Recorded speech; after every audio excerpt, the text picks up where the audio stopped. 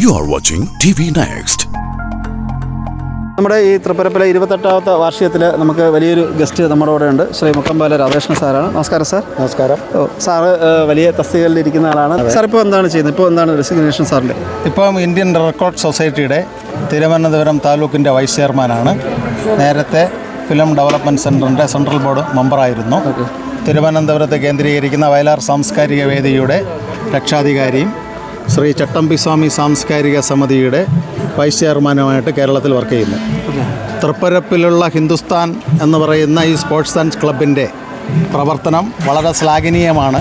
തിരുവനന്തപുരത്തും നെയ്യാറ്റിൻകര താലൂക്കിലും വളരെ പ്രശംസനീയമായ രീതിയിലുള്ള പ്രവർത്തനമാണ് ഹിന്ദുസ്ഥാനിൽ നിന്ന് അറിഞ്ഞിട്ടുള്ളത്. പ്രദീപ് തൃപ്പരപ്പ് എന്ന് പറയുന്ന കവിയും നമ്മുടെ വയലാർ സാംസ്കാരിക വേദിയുടെ ഒരു ആസ്വാദകനാണ്. അപ്പോൾ ഇത്തരത്തിലുള്ള ഒരു ഓണാഘോഷ സെലിബ്രേഷനെ തിരുവനന്തപുരത്ത് നിന്ന് ഇവിടെ വരികയും രണ്ട് വാക്ക് പറയുവാൻ തന്നൊരവസരം ഞാൻ തൃപ്പരപ്പ് മഹാദേവൻ്റെ പേരിൽ അതിയായ നന്ദി രേഖപ്പെടുത്തുന്നു. രണ്ട്, തൃപ്പരത്ത് എന്ന് പറഞ്ഞാലും കന്യാകുമാരി എന്ന് പറഞ്ഞാലും പഴയ തിരുവിതാംകൂറാണ്.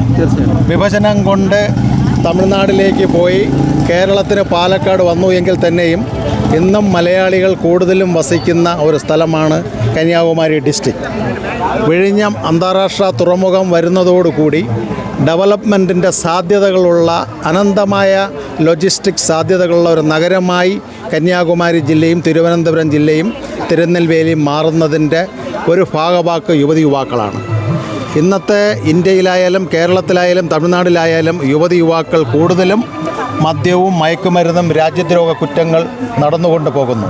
അപ്പോൾ അത്തരത്തിലുള്ള ഈ കൃത്യങ്ങൾ നടക്കുമ്പോൾ ഹിന്ദുസ്ഥാൻ പോലുള്ള പരമ്പരാഗതപരമായിട്ട് 28 വർഷം പാരമ്പര്യമുള്ള ഇത്തരത്തിലുള്ള ക്ലബ്ബുകൾ, അതിന് നേതൃത്വം കൊടുക്കുന്ന നമ്മുടെ നാഗരികത ഉൾക്കൊള്ളുന്ന ജ്യേഷ്ഠ സഹോദരന്മാർ നമ്മുടെ കുഞ്ഞുങ്ങളെ മദ്യത്തിനും മയക്കുമരുന്നിനും അടിമകളാക്കാതെ ഇത്തരത്തിലുള്ള കേരള കലകളും കവിതകളും ഗാനങ്ങളും സ്പോർട്സുകളും നമ്മുടെ ഭാരതത്തിൻ്റെ തച്ചുശാസ്ത്രപ്രകാരമായ കലകൾ പ്രോത്സാഹിപ്പിക്കുന്നത് ഇതിൻ്റെ പ്രസിഡൻറ്റും സെക്രട്ടറിയും ഭാരവാഹികൾ ചെയ്യുന്നത് ഒരു തിരുവനന്തപുരത്തുകാരനും മലയാളി എന്നുള്ള നിലയിലും പത്മനാഭൻ്റെ നാട്ടുകാരനെന്നുള്ളതിലും എനിക്ക് വളരെയധികം സന്തോഷമാണ്. രണ്ട്, ഈ വിഴിഞ്ഞം തുറമുഖം ഡെവലപ്മെൻറ്റ് ചെയ്തതോടുകൂടി ഒത്തിരി കുട്ടികൾ വിദേശ രാജ്യങ്ങളിലേക്ക് ലോജിസ്റ്റിക്സിലേക്ക് പോകുന്നു. കേരളവും തമിഴ്നാടും ഒത്തൊരുമിച്ചാൽ, നല്ല നല്ല ഇത്തരത്തിലുള്ള സാംസ്കാരിക ക്ലബ്ബുകൾ പ്രവർത്തിച്ചാൽ നമ്മുടെ കുട്ടികൾ ഇവിടെ നിന്ന് വിദേശ രാജ്യങ്ങൾക്ക് പോകരുത്. ഇപ്പോൾ തമിഴ്നാടായാലും കേരളമായാലും ലോജിസ്റ്റിക്സോ മറ്റ് രീതിയിലുള്ള പ്രവർത്തനങ്ങളോ ജോലികൾ തേടി പോകാനോ +2 കഴിഞ്ഞാൽ കുട്ടികൾ ആഗ്രഹിക്കുന്നത് എനിക്ക് അബ്രോഡ് പോകണം. അങ്ങനെ കേരളത്തിലായാലും തമിഴ്നാട്ടിലായാലും തിരുനെൽവേലിയിലായാലും തൃപ്പരപ്പിലായാലും നെയ്യാറ്റിൻകരയായാലും നമ്മളുടെ സംസ്ഥാനങ്ങൾ ഒരു വയസ്സായ അമ്മമാരുടെ സംസ്ഥാനങ്ങളായി മാറുന്നു. അപ്പോൾ അതിന് മെയിൻ കാരണം എനിക്ക് എന്തെങ്കിലും കാര്യങ്ങൾ ചെയ്യണമെങ്കിൽ ഇന്നത്തെ പൊളിറ്റിക്കലായിട്ട് പ്രവർത്തിക്കുന്ന രീതി നോക്കുകയാണെങ്കിൽ എനിക്കെന്ത് കിട്ടുമെന്നുള്ള പ്രവർത്തനങ്ങളാണ് ചെയ്തുകൊണ്ടിരിക്കുന്നത്. പക്ഷേ എനിക്ക് രാഷ്ട്രത്തിനോ ദേശത്തിനോ ജനിച്ച സ്ഥലത്തിനോ എന്ത് കൊടുക്കണമെന്ന് ചിന്തിക്കുന്ന ബോധം അവർക്കില്ല.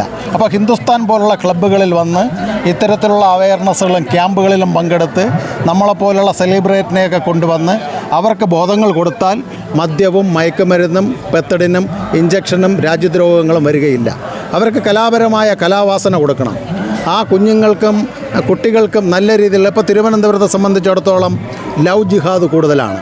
കുട്ടികളെല്ലാം പ്രേമങ്ങൾ നടിക്കുകയും വിദേശ പൈസകളുടെ സാമ്പത്തികത്തിൽ ഗർഭിണിയാകുകയും സുഗതകുമാരി ടീച്ചറിൻ്റെ അഭയ പോലുള്ള കേന്ദ്രങ്ങളിലേക്ക് മാറ്റിക്കൊണ്ടിരിക്കുന്നു. അപ്പോൾ ഒരു അവയർനെസ് ഇത്തരത്തിലുള്ള ഹിന്ദുസ്ഥാൻ പോലുള്ള തൃപ്പരപ്പിലെ ക്ലബ്ബുകൾ അത്തരത്തിലൊരു കുഞ്ഞുങ്ങൾക്ക് മോട്ടിവേഷൻ കൊടുക്കുകയാണെങ്കിൽ നല്ലതാണ്. ഇത്തരത്തിലുള്ള ക്ലബ്ബുകളുടെ ഓണം സെലിബ്രേഷൻ നടക്കുമ്പോൾ കള്ളവുമില്ല, പൊളിവചനവുമില്ല, എള്ളോളമില്ല എന്നുള്ള ഈ ഒരു സംസ്കാരം മഹാബലി പണ്ട് തിരുവിതാംകൂറിൻ്റെ ഭാഗത്തായിരുന്ന തൃപ്പരപ്പാണെങ്കിലും ഇന്നും ഇവിടുത്തെ മലയാളികൾ ഓണം ആഘോഷിക്കുന്നതിൽ വളരെ സന്തോഷവാനാണ്. അപ്പോൾ ഇത്തരത്തിലുള്ള പ്രാദേശികമായിട്ടുള്ള ഉത്സവങ്ങൾ, ഓണങ്ങൾ, നരേന്ദ്രമോദിജി ആരാധ്യനായ പ്രധാനമന്ത്രി പറഞ്ഞതെന്താ?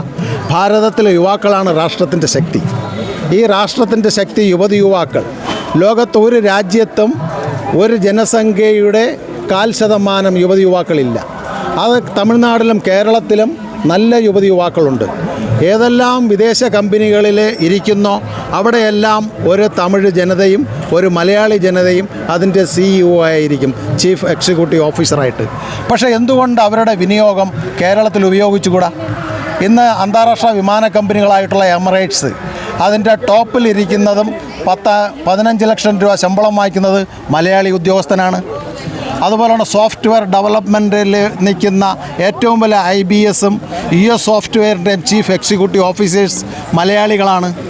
അത് കഴിഞ്ഞിട്ട് മറ്റേ ഇതുണ്ടല്ലോ, ടൂൺസ് ആൻഡ് ആനിമേഷൻസിൻ്റെ ചീഫ് എക്സിക്യൂട്ടീവ് ഓഫീസർ ചലച്ചിത്ര രംഗത്തിരിക്കുന്ന ആ മൾട്ടിനാഷണൽ കമ്പനിയുടെ ചീഫ് ഒരു കന്യാകുമാരി ഡിസ്ട്രിക്റ്റുള്ള ഒരു തമിഴ് സഹോദരനാണ്.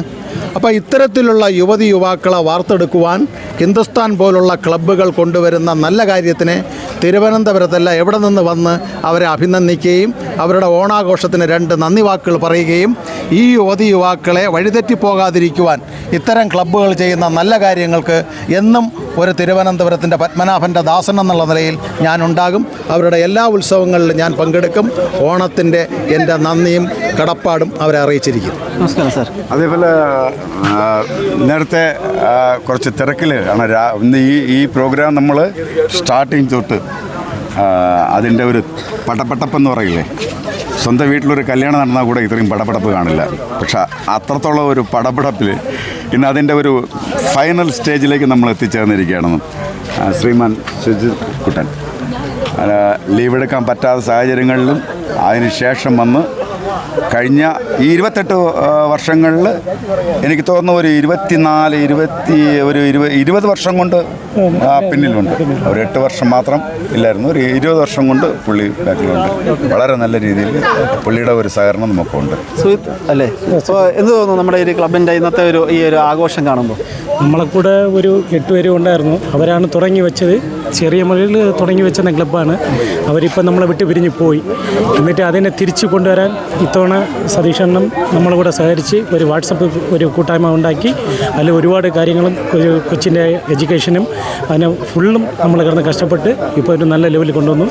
ഇനി ബ്ലഡ് ഡൊണേറ്റും ഇതെല്ലാം ചെയ്യാൻ വേണ്ടിയുള്ള ഒരു ഇതിൽ ഇനി ഓക്കെ. വളരെ നന്ദി കേട്ടോ. Thank you. Okay, thank you. Hi, you are watching TV Next News. Please subscribe our channel. ഈ ചാനൽ സബ്സ്ക്രൈബ് ചെയ്യാൻ റെഡ് ബട്ടൺ ക്ലിക്ക് ചെയ്യുക.